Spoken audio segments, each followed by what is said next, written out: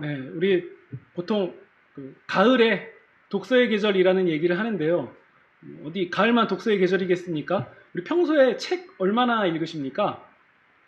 학생들은 교과서랑 뭐 문제집, 전공서적 뭐 이런 걸 빼면 아마 뭐 거의 없다고 봐야 될 것 같은데요. 현대인들은 한 달에 책 한두 권 읽기가 어렵습니다. 그래서 이 출판계가 굉장히 어렵다고 합니다. 물론 다 어렵고 뭐안 어려운 것 없지만요. 이 출판계는 특히 가장 좀 어려운 것 같습니다. 그 중에서도 아마 지금은 있을지도 모르겠지만요. 이 백과사전 전문 뭐 출판사 이런 곳은 거의 다 없어지지 않았나 싶습니다. 왜냐면요, 이제는 백과사전이란 말 자체도 이제는 생소하잖아요. 이 백과사전이란 단어를 쓴 것 자체가 이미 옛날 사람이 됐다는 얘기입니다. 요즘에는 궁금한 게 있으면은 뭐 컴퓨터라던가 스마트폰으로 즉시 검색하면 뭐 이제는 글자가 아니라 영상으로 움직이기 때문에 이제는 백과사전이 힘을 못 쓰죠. 그냥 뭐 키역 찾아서 카멜레온이 어딨나 카멜레온 해서 글자와 그림을 보는 것보다 그냥 클릭 한 번만 하면 카멜레온이 색깔도 변하는 것까지 다 나오잖아요. 그러니까 이제 백과사전이 힘을 못 쓰는 시대가 이미 예전부터 그랬죠. 그리고 게다가 우리는 이제 주머니에 컴퓨터를 하나씩 넣어가지고 다니기 때문에요. 백과사전뿐만 아니라 이제는 GPS를 켜면 내가 어디 있는지, 또 이 위치에서 내가 어디 가려면 어떤 교통수단으로 가야 되는지, 그리고 내가 탈 버스가 몇 분 있다가 오는지, 사실 뭐 기적이죠. 이런 걸 안다는 것 자체가요. 지금 너무 익숙하지만요. 네, 그래서 뭐 언제 도착하는지까지 세세하게 다 알고 그걸 타고 이동하고 지금 내가 어디 위치까지 왔는지도 다 파악할 수 있습니다. 이제 여행이 조금씩 풀리는 것 같은데요. 돈이 없어서 여행을 못 가는 거지 정보가 없어서 여행을 못 가는 일은 없습니다. 이제는 뭐 어디 정보로 올려진 글 하나만 딱 보고 뭐 사진 이런 것만 딱 보고 그냥 그대로 따라만 해도 되는 그런 게 여행이거든요. 이젠 정보가 너무 많아서요. 뭐 필리핀이든 거기가 뭐 이탈리아든 간에 우리는 집에서 그곳의 문고리까지 어떻게 생겼는지를 다 찾아서 확인할 수 있습니다. 그러니까 어느 때와 비교해도 굉장한 시대가 된 거죠. 앞으로는 더 그렇게 될 거예요. 그러니까 이제는 몰라서 손해를 보는 시대라기보다 최신 정보를 몰라서 정보 자체가 없어서 손해보는 게 아니라 최신 정보를 몰라서 손해를 보는 시대가 돼버렸습니다. 이제 인간의 지식이라는 것은요, 다 상향 평준화가 돼서요, 이제는 뭐 어지간한 것들은 다 알고 있고요. 뭐 백과사전이 필요 없는 그냥 주머니에서 다 되는 시절이 돼버렸기 때문에요. 지식이 넘친다, 지식의 홍수다 이런 표현들을 굳이 뭐 하지 않아도 이제 너무 다 자연스럽습니다. 그러면요, 우리도 한번 이 점을 생각하시면 좋을 것 같아요. 지식이 인간에게 진정한 자유를 가져다 줬습니까?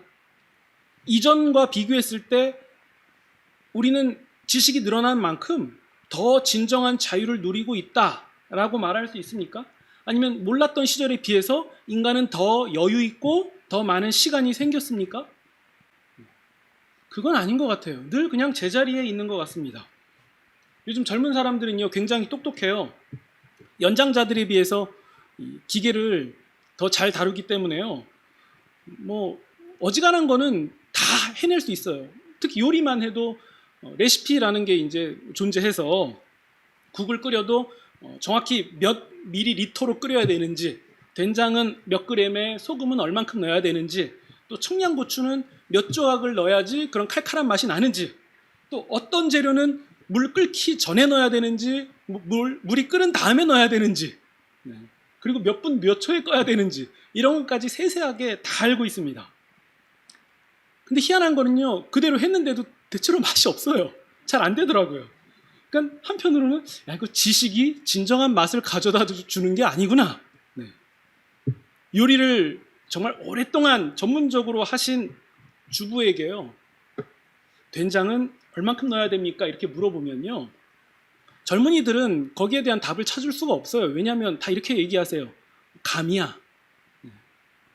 감이면 도대체 어느 정도 넣어야 됩니까? 근데 저는요, 감도 감이지만요, 또 다른 무언가가 있다는 걸 눈치챘어요. 그게 뭐냐면요, 이 음식을 누가 먹느냐예요. 누가 먹느냐.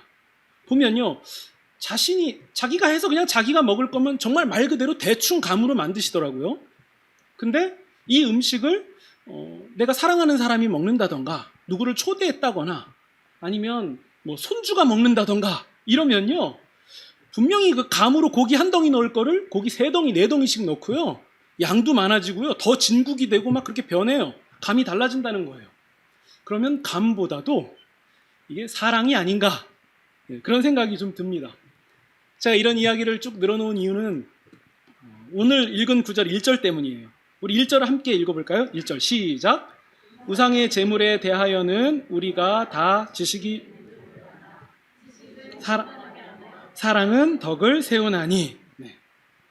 우리가 읽은 이 고린도 전서는요, 바울이 고린도 교인들에게 쓴 편지잖아요. 우리 그동안 몇 가지 문제점을 봤어요. 팔을 지어서 분파 싸움하고요, 음행도 있었고요, 송사도 있었고, 또 결혼 문제도 있었죠. 음행 문제. 이제는 우상 제물 먹는 문제가 등장하는 상황입니다. 우상의 제물을 먹는 상황이에요. 당시 고린도 교회 안에는요, 이 우상 제물을 먹는 문제로 서로 갈등을 빚었는데요. 어떤 상황이냐면요, 그 고린도 그 지역에는 이제 우상 숭배가 굉장히 팽배했거든요. 자연스러웠어요. 그러니까 신전에서 고기를 받쳐놓고서는 고기 양이 많잖아요. 그러면은 그거를 이제 남은 거는 가져다가 시장에서 내다 파는 거예요. 그러면 이 교인들 입장에서는 그냥 시장에 다니다가 필요한 고기를 사는 건데, 이게 우상의 제단에 바쳤다가 나온 고기인지 아닌지를 알 길이 없는 거예요. 그러니까 고민이 드는 거죠. 아니, 이거 우상에게 바친 이 고기를 내가 사다 먹으면은 이거 문제 되는 거 아니야? 근데 한편으로는 어떤 사람이 이렇게 얘기해요. 이보세요, 그거 먹었다고 우리 성도가 지저분해지겠습니까? 부정 타겠습니까? 아니, 성도가 더 거룩한 거 아닙니까? 성도가 강합니다. 저는 그렇게 얘기했을 것 같아요. 그렇죠? 성도가 더 강합니다. 거룩이 더 강해요. 네. 근데 그걸 알면서도 나 우상에게 바친 재물 먹으면 이거 찜찜한데 내 믿음이 약해지는 거 아니야? 이런 생각을 하고 하는 사람들이 있으니까 교회 안에서 이 두 부류가 갈등을 빚게 된 거예요. 그때 바울은요, 이것을 2가지로 정리하는데요. 하나는 우상에게 바친 음식을 먹어도 아무런 문제가 없다. 먹어도 전혀 상관없다. 봐라, 세상에 우상이라는 게 존재하기는 하냐? 그게 우리에게 효력을 미치냐? 그게 무섭냐? 모든 만물은 하나님께로부터 온 것이다. 자유하게 먹어도 좋다. 근데 또 이 얘기를 해요. 그런데 이런 지식을 갖고 있는 사람은 훌륭한 사람 맞는데, 그러나 우리 공동체 안에는 이런 지식이 없는 사람도 있다는 것을 기억해야 된다. 이렇게 2가지로 나눠서 얘기했습니다. 우리나라도 좀 비슷한 개념이 있는데요. 개신교는 이 제사 문화를 거부하기 때문에 제사를 드리지 않습니다. 좀 더 정확히 얘기하면 성경은요, 우리의 조상을 이 세상을 떠돌아다니는 귀신으로 분류하지 않는다는 거예요. 밥도 못 먹고 후손들 주변을 떠돌아다니다가 제삿날에 찾아와서 밥도 좀 먹고 절도 받고 가는 그런 귀신으로 여기지 않는다는 거예요. 하지만요, 그런 성도들 가운데서도 제사를 지내지 않으면 매우 큰일이 나는 걸로 생각하고 또 두려워하는 분들도 계세요. 만약 가족 중에 그런 사람이 있다면 그를 배려해 주라는 거예요. 이 얘기는요, 그의 주장이, 제사 지내야 된다는 주장이 옳다라는 얘기가 아니라 그의 상태가 그렇다라는 것을 헤아리고 배려해 주라는 거예요. 그게 맞았다라는 얘기가 아니라 배려해 주라는 거예요. 그래서요, 그 사람이 시간이 좀 더 지나서 성도로서 성숙해지고 또 지식도 생기고 마음이 굳건해지면 이걸 하지 않아도 되는구나 라는 단계까지도 가게 된다는 거예요. 그러니까 그게 맞니 아니니, 이거 해야 되니 안 해야 되니, 물론 그것도 중요한데요, 그것 때문에 싸워서 다시는 만나지도 않을 사이가 되는 더 큰 악을 만들지 말라는 거예요. 그 사람은요, 그런 법에서 자유롭지 못한 연약한 사람이기 때문에 성경은 그를 배려해줘라 라고 가르치는 거예요. 다시 말씀드리지만 제사 드려도 된다라는 얘기가 아니라, 아닌데 더 큰 악을 방지하기 위해서, 그 사람을 배려하기 위해서 헤아리고 한 번 더 다른 방법을 간구해 본다라는 얘기인 거죠. 그래서요, 그런 상황에서 만약 지식만 계속 내세운다면 어떻게 되겠습니까? 우리가 읽은 1절 9절처럼 지식은 교만하게 하지만 사랑은 덕을 쌓습니다. 그래서 바울은 9절 같은 결론을 내려요. 9절을 보시면요, 너희의 자유가, 여기서 자유는 다른 단어로 바꾸면 너희의 권리가, 너희의 지식이 믿음이 약한 사람들로 하여금 걸려 넘어지지 않게 해라. 네. 그러면 이제 우리는 이렇게 1장부터 쭉 넘어오면서 우리는 바울의 교훈, 저 바닥에 사랑이 깔려 있다라는 것을 느껴오고 계셨죠? 이 구절도 마찬가지예요. 너희의 지식이 믿음이 약한 자들로 하여금 걸려 넘어지지 않게 해라. 그 얘기는 뭐냐면 사랑을 행하라는 거예요. 사랑 가운데 행해줘야 된다는 거죠. 그러니까 사람 사이에서 지식을 위한 지식 그 자체는요, 그저 우리를 교만하게 할 뿐이다. 그 얘기예요. 그러면 왜 우리는 지식 그 자체만 고집하면 안 됩니까? 왜 우리는 사람을 배려해야 됩니까? 그건 11절에 나와요. 11절입니다. 너의 지식으로 그 믿음이 약한 자가 멸망한다. 그런데 그렇게 멸망하게 되는 그는 그리스도께서 위하여 죽으신 형제다. 주님이 그 형제를 위하여 죽으셨기 때문에 우리의 지식으로 그 형제를 공격하거나 곤란하게 만드는 것은 맞지 않다는 거예요. 12절입니다. 그 형제, 그 약한 자에게 배려하지 않는 것은, 이 부분 명심하십시오, 예수님을 배려하지 않는 것과 같다. 성경의 아주 무거운 가르침이죠. 그 약한 자를 배려하지 않는 것은 예수님을 배려하지 않는 것과 같다. 저는요, 물론 지금 저는 몇 안 되는 나이지만요, 나이를 먹어가면서 느끼는 게 있습니다. 그건요, 마음이 점점 메말라 간다는 거예요. 나이를 먹으면 먹을수록 제가 더 젊었을 때에는요, 어르신들을 보면서 나도 저렇게 온화해지는구나 이렇게 생각했는데요, 그게 아니라, 그렇게 너그러워지는 게 아니라 그게 생각처럼 그렇게 잘 안 되더라고요. 되려 더 따지게 되고요, 더 날카롭게 되어가는 부분을 발견하게 됩니다.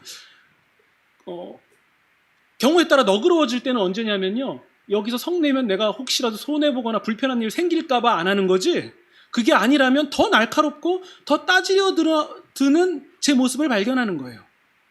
왜 그런가 생각해 보니까요, 나이를 먹을수록 세상을 더 알게 되니까, 사람을 더 알게 되니까 그렇게 되는 게 아닌가라고 생각하게 됩니다.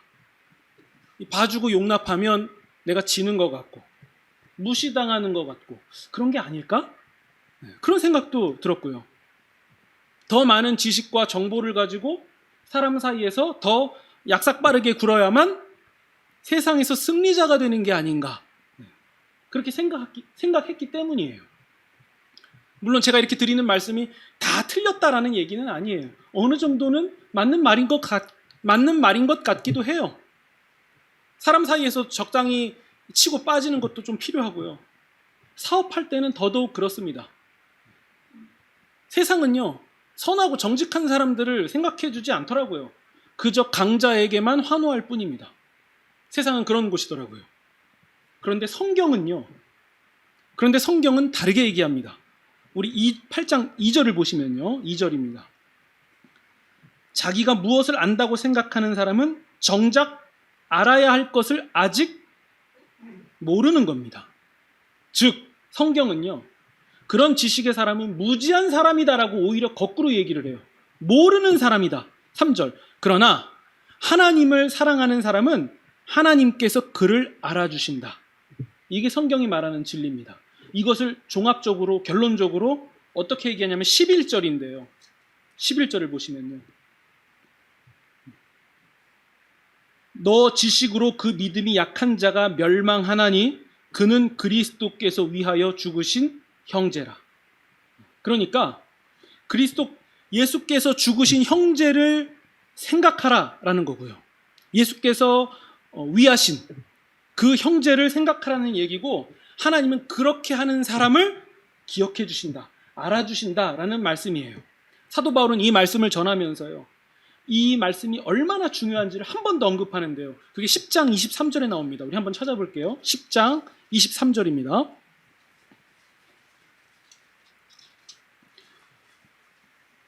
(10장 23절입니다) 모든 것이 가능하지만 모든 것이 다 유익하지 않다. 이 구절을 우리가 아까 8장에서 읽었던 그 구절과 같이 이해하면요, 그 지식이, 그 말이 다 맞는 말이지만 그것이 유익하지가 않다는 거예요.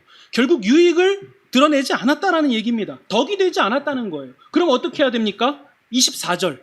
이 24절이 결론입니다. 누구든지 자기 유익을 구하지 말고 남의 유익을 구하라. 이게 결론이에요. 자기 유익을 구하지 말고 남의 유익을 구하라. 이게 진정한 지식이요, 이것이 유익하게 하는 길이라는 거죠. 어떤 신학자는요, 이런 말을 했습니다. 한번 잘 들어보세요. 신앙인들에게 목적이 있는 삶을 강의하다 보면 신앙이 강해지는 것이 아니라 신념이 강해지는 것을 느낀다. 신앙은 자기 폭이다. 그러나 신념은 자기가 강해지는 것이다. 하나님께 매이는 것처럼 하지만 사실은 그렇지가 않다. 마음을 비우지 못하고 있는 거다. 우리의 뜻이 이기는 게 신념이다. 그러나 신앙은 하나님의 뜻이 이기는 거다. 즉, 자기 지식에 매여서 옳고 그름을 따지는 것은 신앙이 아니라 신념이었다는 거예요. 자기 신념을 주장하면서 그것을 신앙이라고 말해서는 안 됩니다. 신앙이 아니라 신념이고요. 좀 더 정확히 얘기하면 고집이에요. 고집 부리는 것을 신앙이라고 말할 수는 없는 겁니다. 그러나 우리는 고집 부리고 신념을 주장하는 사람을 보고서는 강단 있다고, 소신 있다고, 믿음 좋다고 말하는데요. 아니요, 구분해야 돼요. 신앙이 좋은 것과 고집이 센 것은요, 전혀 다른 얘기입니다. 신앙은요, 하나님의 뜻이 나를 이기는 거예요. 나의 유익을 구하지 않고 남의 유익을 구하는 거예요. 그게 신앙입니다. 그게 지식이에요. 그 지식이 유익하게 하는 거고요. 그 지식을 발휘하는 나를 하나님께서 알아주신다. 그래서요, 결국 10장 31절과 같은 결론이 주어집니다. 우리 함께 읽겠습니다. 10장 31절입니다. 시작.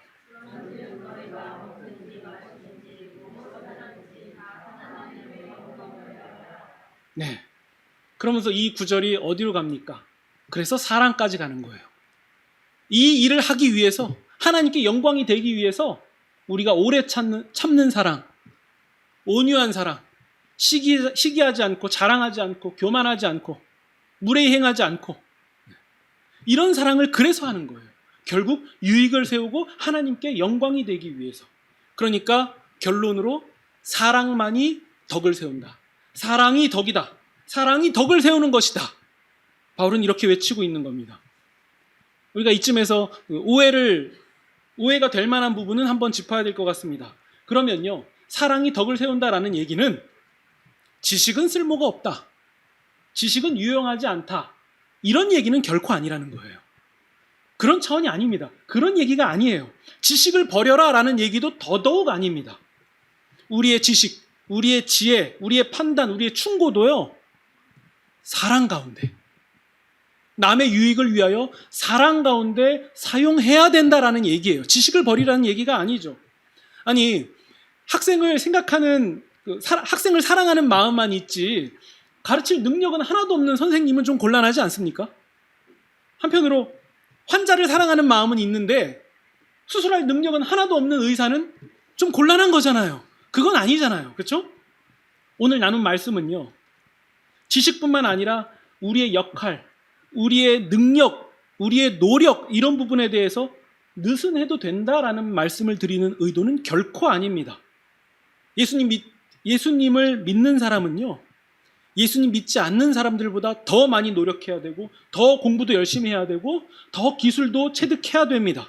더 쓸모 있는 사람들이 되어야 돼요. 왜냐하면요, 그런 것들을 사랑 위에 세우는 사람들이 성도이기 때문이에요. 그런 귀한 것들을 사랑 위에 세워서 내가 아니라 남을 유익하게 할 줄 알고, 그래서 하나님께서 알아주시는 그 사람이 내가 되는 것, 그게 우리의 목표라는 겁니다. 뿐만 아니라 우리의 인생을 소중하게 여기셔야 돼요. 이 모든 일이 가능하려면요. 내가 나 자신을 사랑해야죠. 인간적인 눈으로 보는 나, 초라한 나, 아무것도 아닌 것처럼 느껴지는 나 말고 하나님이 예수님을 대속제물 삼으셔서 우리를 사셨어요. 이 진리로 바라보는 나, 이 나를 사랑해야만 이 모든 일이 가능하게 됩니다. 심지어 우리의 삶에 있는 모든 것들, 우리의 삶을 통해서 배우는 모든 것들도 다 고귀한 거예요. 하나님은 우리의 아픈 기억과 고난까지도 하나님은 사용하십니다. 저는요, 아이를 키우면서 아이에 대한 시각이 달라진 부분이 있어요. 아이를 키울 때의 전과 후가 나누어집니다. 지금도 여전히 전쟁이 그치지 않는 나라들이 있는데요. 우리가 알고 있는 러시아, 우크라이나뿐만 아니라요. 그 외에도 민족 간의 전쟁, 종교 전쟁에서 살육이 엄청나게 일어납니다. 지금 이 순간에도요. 근데 그런 전쟁, 그런 살육에 가장 피해를 보는 자들이 아이들인데요. 이전 같으면요, 그냥 아이고 안 됐다, 그냥 불쌍하다, 딱하다, 그냥 그렇게 넘어갔을 거예요. 그건 지식이에요. 제 눈으로 보고 제 뇌로 생각한 지식이에요. 안 됐다. 근데요, 자식을 고작 몇 년 키워보니까요, 판이 달라지더라고요. 이 전쟁 때문에 겁에 질린 아이의 사진을 보면서 이게 눈이 쉽게 떨어지지가 않아요. 그냥 안 됐다고 끝나는 지식이 아니라요, 마음이 움직이더라고요. 이거 정말 안 됐는데? 생각은 같은데 이게 마음에 움직이는 게 달라져요. 왜냐면요, 그 사진에서 내 자식이 투영되기 때문이에요. 이런 일들이 일어나면 안 되는데. 이게 그냥 지식으로 안 되는 게 아니라 정말 안 되는 건데. 심지어 엘리베이터를 타도 달라져요. 전에는 그냥 매너 차원에서 열린 버튼 눌렀지만요, 지금은 누가 유모차라도 몰고 오면요, 더 적극적으로 제가 열어줘요. 해봤으니까. 이해하고 동감하니까요. 그게 얼마나 힘든지 아니까요. 쌍둥이 유모차는요, 거기 못 들어가요, 잘. 그러면 더 잘 열리고 더 잘 들어올 수 있도록 배려해줘요. 해보니까 다르더라고요. 그냥 지식 정도가 아니라 그냥 마음에서 움직이더라고요. 다시 이러한 개념들을요, 우리의 삶으로 한번 가지고 와봅시다. 여러분, 사랑이 덕을 세웁니다. 지식보다 사랑이 더 앞서야 돼요. 우리 주변에도요, 이런 일들이 얼마나 많이 일어나는지 모릅니다. 직접적인 일 말고도 제3자 일도 마찬가지예요. 예전에요, 우리 세월호 얘기들, 아직도 얘기하면 정치적으로 나는 이러니까 싫어, 이러니까 좋아, 지지해, 해, 이런 얘기 하는데요. 지식은 그렇게 말하는 거 맞아요. 야, 그거 다 끝난 거야. 빨리 털어내야지. 다른 일 할 수 있어. 이런 교통사고는 다른 일도 있어. 다른 상황에도 일어나. 그것만 특별하게 생각하지 마. 저도 알아요, 그 얘기. 그 말만 딱 잘라서 보면요, 지식으로는 맞는 말 맞아요. 그런데요, 그 말이 덕을 세우는 건 아니에요. 그 말이 덕을 세우는 것 같지는 않아요. 정치적으로 어쨌든 저랬든 그것도 중요하지 않아요. 지식적으로 맞는지 모르겠지만요, 그게 덕을 세우진 않아요. 만약요, 그 사건이 우리의 가정의 일이고 우리 교회의 일이었다면 그래도 그렇게 말했을까요? 지식으로는 맞는 말인데 덕을 세우는 말은 아니에요. 교회와 가정 안에도 마찬가지입니다. 우리는 TV를 보면서, 뉴스를 접하면서, 또 우리가 어떤 사건을 대하면서 우리는 맞는 말만 하려는 사람이 되려는 건 아니었습니까? 옳은 소리에서 나 이 정도 지식으로 분석했어 라고 말해서 내가 주목받고 내가 더 잘 되려고 하는 건 아니었습니까? 우리는 그 상황에서 무엇이 덕을 세우는 말인지, 무엇이 사랑의 말인지 성도로서 고민했습니까? 그것을 해야 됩니다. 그게 우리의 역할이에요. 그게 세상과 다른 우리입니다. 세상에는 옳은 지식 말하는 사람 많아요. 아니, 왜 그렇게 해? 그거 아니지. 야, 네가 하는 것보단 내가 하는 게 더 낫겠다. 그런 식으로 하면 오래 걸려. 넌 빠지는 게 도움돼. 내가 해봤어. 딱 봐도 알아. 넌 틀렸어. 우리가 사는 세상은요, 이런 옳은 말 하는 사람들 천지예요. 그게 맞는 것 같아요. 그런 사람들이 그런 얘기 그냥 쉽게 하는 거 아니더라고요. 정말 해보면 맞기도 해요. 옳은 지식들이요, 서로 다투면서 서로 우위에 오르려고 싸웁니다. 다 맞는 말 맞아요. 심지어 맞는 말 하는 사람들끼리 누가 더 맞는 말인지를 가지고도 싸우더라고요. 이런 시대 속에서 신자인 우리는 어떻게 살아야 되겠습니까? 맞는 말도 중요한데요. 그건 그거고요. 사랑이 덕을 세운다라는 말씀, 이 말씀이 드러나는 삶을 살아야 되지 않겠습니까? 신자는 그런 사람이에요. 우리는 이번 한 주에도요, 다양한 사람을 만나게 될 것입니다. 맞는 말을 듣고 나면요, 이게 불편할 때도 있어요. 제가 방금 아까 드렸던 그런 예문들, 맞는 말인데 마음이 지금 불편하잖아요. 참 이게 껄끄럽고. 틀려도요, 사랑으로 하는 말은요, 덕을 세우더라고요. 야, 너 될 것 같아. 사실 딱 봐도 계산해서 안 될 것 같은 사람한테도요, 될 것 같아. 다시 한번 해보자. 괜찮아. 아무 문제 없어. 또 해도 돼. 나도 그런 적 있어. 해보자. 실패하면 어때? 실패했으면 내가 못하는 거 알았으면 됐지. 다시 해보자. 의미 있는 거야. 다시 마음이 또 달라지지 않습니까? 사랑이 덕을 세웁니다. 무엇이 옳으냐, 무엇이 바른 지식이냐, 이것도 중요한 거 맞는데요. 우리는 어떻게 하면 덕을 세울 수 있는지, 우리는 어떻게 해야 주님이 기뻐하시는지, 이것을 먼저 생각하면서 사람을 대하는 일로 부지중에 우리 예수님을 극진히 대접하시면서 결국 하나님의 뜻이 이기게 하는 그런 신자의 삶, 사랑의 삶을 사시는 저와 여러분이 되시기를 주님의 이름으로 축원드립니다.